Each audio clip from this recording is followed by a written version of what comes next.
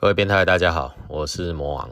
这一次要给大家介绍的游戏就是双截龙 （Double Dragon）。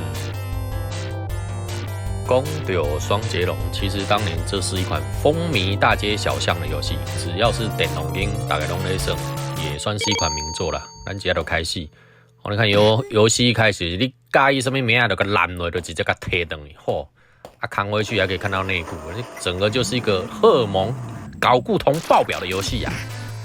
魔王也30多年没有玩了。这个游戏比较重要，就是你要抓机会用这个霸王轴赶卡，因为其他的攻击判定其实都很糟啊，只有这招霸王轴在顶人家会干你还可以用炮的。看他这霸王轴啊呢，抓时间打，他的攻击判定比较好而已。双截龙是日本的 Technos 甲片公司在1987年6月发行的街机动作游戏，曾经在1980年末期到1990年初期风靡一时。它作为横向卷轴式的动作游戏，在欧美地区是非常受到欢迎的。Technos 甲片在1986年推出街机系列的动作游戏《热血鹰派》取得成功之后，就以《热血鹰派》作为基础来制作了双截龙。在隔一年推出之后一炮而红。因此 ，Technos 继续开发了双截龙后续的作品，形成了双截龙系列跟热血鹰派为首的热血系列。两者成为 Technos 两大游戏品牌，也建构起了 Technos 甲片公司黄金时代的两大游戏台柱。好了，我们看到那个从墙里面出来这个巨人就是很知名的反派角色，叫做阿波波，他就是巨人嘛，比较大只，血比较厚，比较难打。但是你只要就是这个霸王轴顶的时间稍微抓一下，然后走位注意一下，应该问题不大。好，我们现在快到第一关的王前面这个会射小刀，像小刀短流就停啊，他嘟了，那这样就死掉了。好，这样我们现在就看到第一关的王了，都是黑人阿波波，都是黑鬼阿波波。这边在玩其实就是第一关，其实相对还是比较简单的啦，就每个敌人他的血量也没有那么多，然后稍微注意一下走位一下，应该也就过了。那都是大家的阿波波，就派。你看我们这样连续顶，就稍微走位一下，这样就过了。哇，那第一关就过啦。接下来第二个舞台，第二关一开始就是工厂地带。那比较有趣的是，一开始就有敌人放鞭炮、放炮啊。魔王通常引敌人去踩自己的炸药就跟这个血少很多，就打一下就死了。干没丢到，靠腰被打到，你娘嘞！好了，我引他自己来踩自己放的炸药。跟你讲，你那人通乱送炮啊，有无？好，来这边其实还有另外一个快速打法，就是可以把人直接踹到施工的坑洞里。你看这样他就踹起来了。双截龙的故事发生在核战之后的纽约，主角比利利跟吉米利是一对双胞胎兄弟，经营武术道馆，武功高强，所属流派被称为双截拳，这乃是一种涵盖了所有武术的拳法。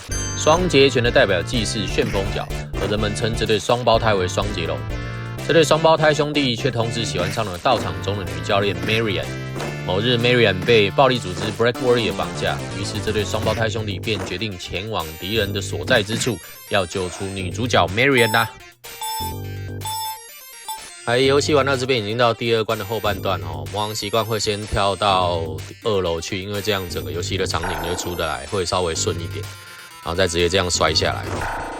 然后这个穿红色背心呢，都是你怕恁白痴啦！这个女的就是叫做 Linda 这也是专门搞 SM 这我最讨厌她了，霸气！给我这个青红衫，看你们怕恁白痴啦，先把你忘死。然后等一下电梯会来第2轮的敌人2个破吧。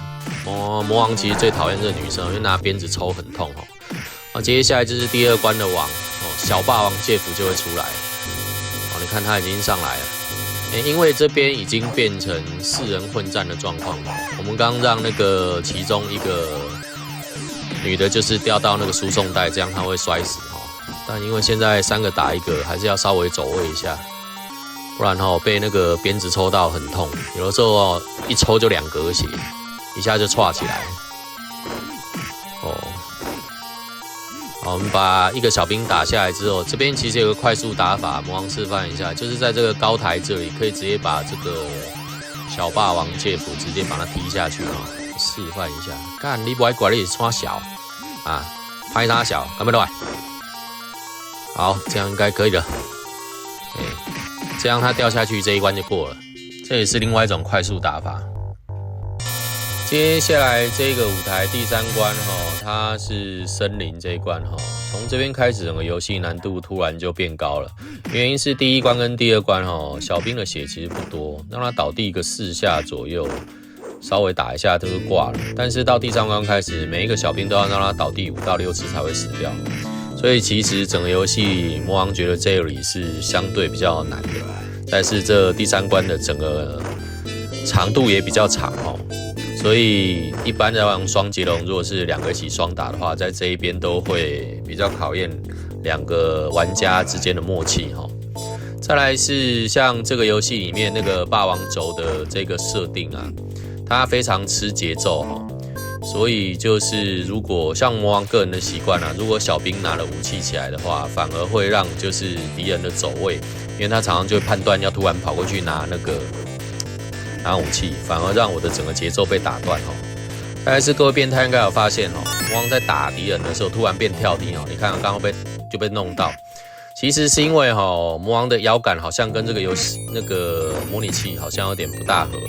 我常常按的是那个霸王轴，就它突然变跳踢因为霸王轴的按的方式也是按跳跟拳但是有的时候可能是不知道没按好，还是这个你看又被踢到，不知道是没按好，还是说这个模拟器不是很契合常常后来就变成跳踢。所以说看到魔王突然跳踢起来都是林北中风啦。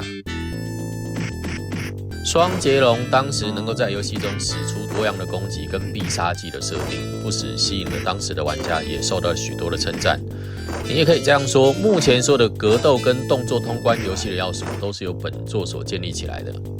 后来甚至在1998年 Game Master Mock 的 The Best Game 2的选拔之中，双截龙这款游戏被选为 The Best Game， 也被认证为是游戏中的杰作、优秀的作品，甚至有天才的称号。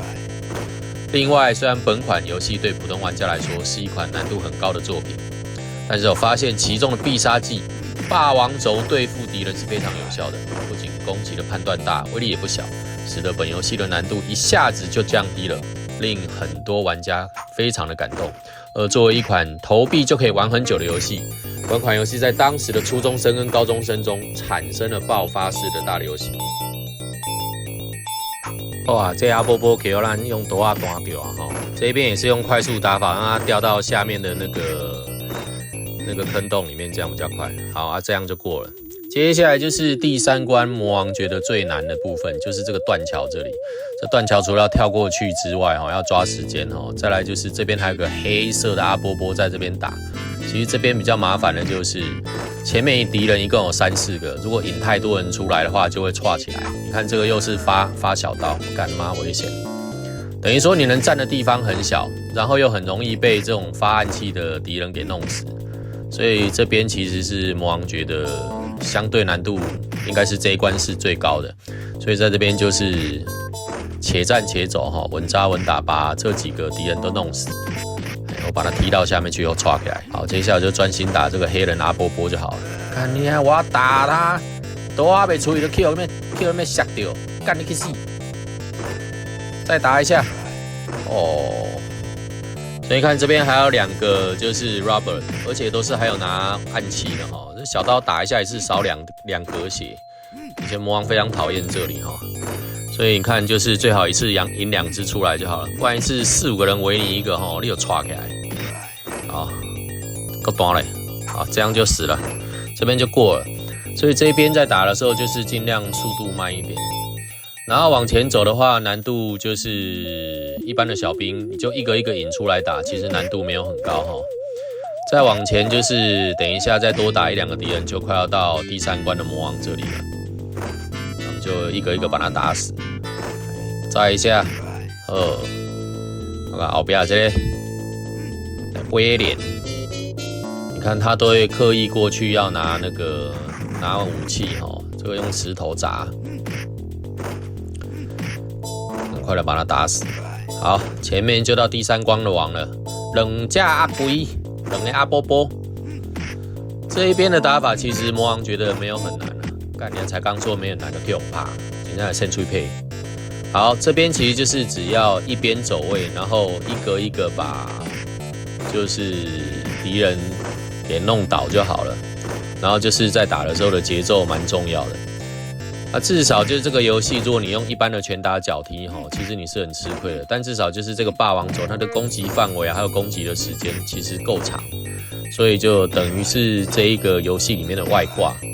好了，这样第3关就过了。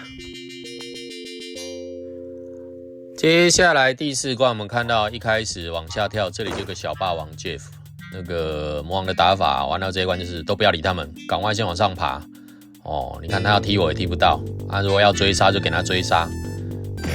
看你这不小心被打到，你娘我铁头功铁杀小，真的摇杆真的有点宕机呢。好，魔王的玩法就是赶快等一下跳到上面那个平台，这个鞭炮就是引诱他们过去踩自己放的鞭炮。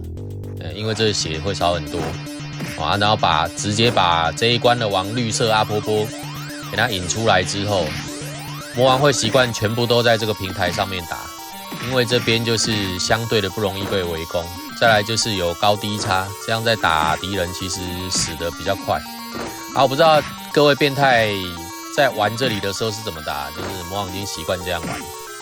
所以其实在玩这一块双截龙这个街机游戏的时候，魔王比较常自己一个人玩，因为黑娜2个人要配合等下拢在美北七啦。干，安娜被打下来了。好，那就2个人还好啦，就直接干呀跑一下位。你他妈嘞，好了跑一下位。好了，存几下婆婆啊，按现在爬东西。其实这款游戏就是如果没有这个霸王走，真的难度太高，因为一般的拳打脚踢其实真的命中率不高，判断又差。那魔王这一次玩30多年没玩，这摇杆又一直你看过来跳踢啊，你在这里跳啥小？好了，第4关这样也过了。好来，这里最后一关一开始的10强其实魔王都是靠运气过的啦。因为你看，刚才不小心打一下就少3滴，再打一下就刷起来，你看刷起来啊！所以以前魔王在玩的时候都是靠运气过的啦，没想到过了30多年，现在还是要靠运气，不小心就死一只了。这鞭炮哥，看这慢小诺那不爱过来，我打不到他，是啥小啊？我打不到你，你打得到我呢？干还踢3下是啥小？你被中风是不是？鞭炮在他脚下，我记得炸了死他。再打一下，再打一下，戳开来。好，我来拖一下画面。这样可以咯，揍他。恭喜发财，新年快乐，早生贵子。你戳开来呗。打4下才死。好，来这一边就是枪阵要赶快用跳的然后前面这个黑人，我记得他手上拿小刀。这样踢下来，那小刀就不见了，不然他给我偷袭就麻烦了。好，判断有点中风，血那么多，应该把他踢下旁边的剑山。靠北，我差一点死掉，我给弹得较紧。拜拜，去摄影库好，来这边就是最后一关王之前要打2只阿波波，就是第1关的王。你看我又一直在跳了，而且摇杆一直在中风，还被抓住。好了，这边就是要一直走位，一次打2只，说实话就稍微走位一下就好了，没有很难。这边如果是双打在打的话，会比较轻松一点，因为一个人应付1只就好了。只好再走位一下。当年就是这款游戏在街机其实非常的风行。我还记得第1次玩的时候是跟着同学跑去电动间。然后他就说双截龙很好玩，要不要一起玩？就后来我就说可是我不会啊，因为我的习惯就是要先看人家玩1次之后，这样会比较省钱嘛。后来他就教我说，只要只出霸王走就好了。于是就非常喜欢这款游戏，因为5块钱可以玩很久。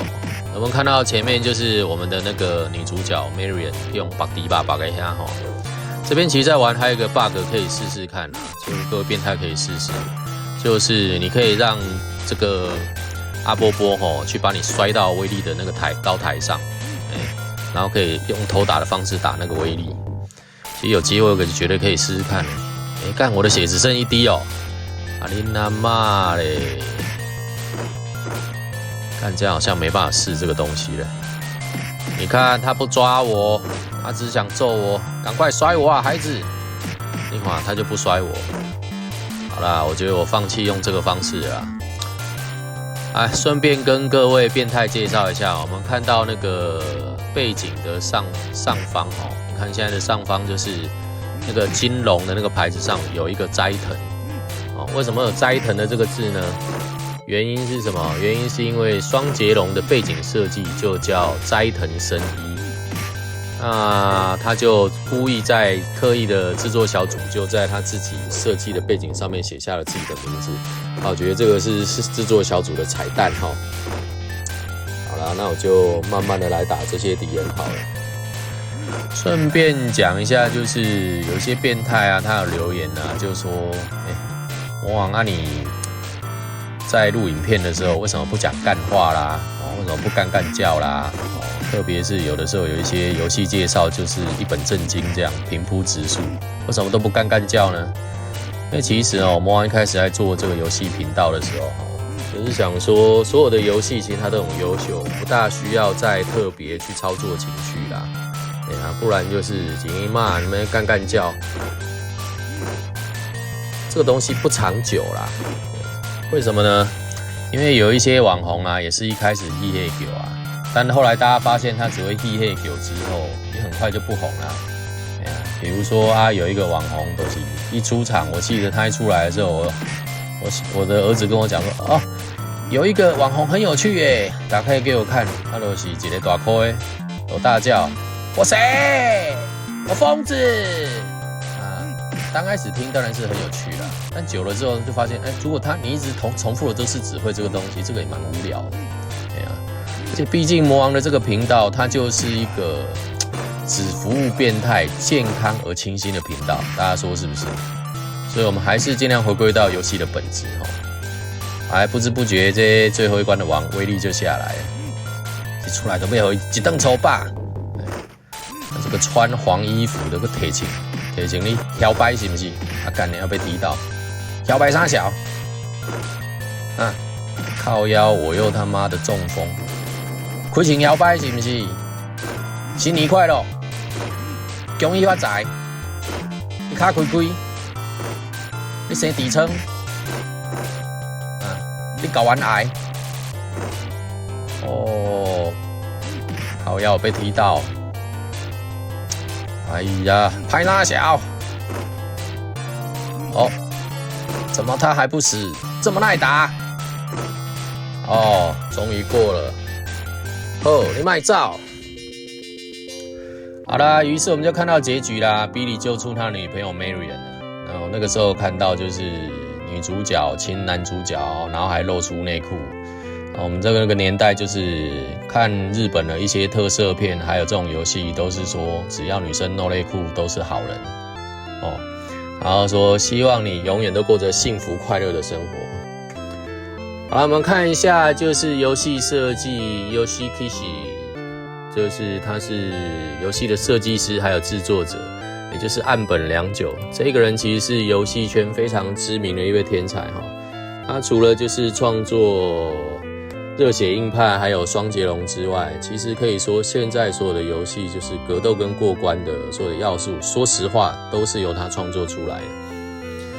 那这一款双截龙的游戏在当年是非常红的，其实整个街机里面有很多同学跟朋友都是玩双截龙，然后就会一起合作，当然一起吵架，这是一款名作。好了，我们就为各位介绍到这里啊，下次有机会再帮大家介绍一些有趣的怀旧游戏我是魔王，一个外表跟内心一样变态的中年阿伯，我们下次见。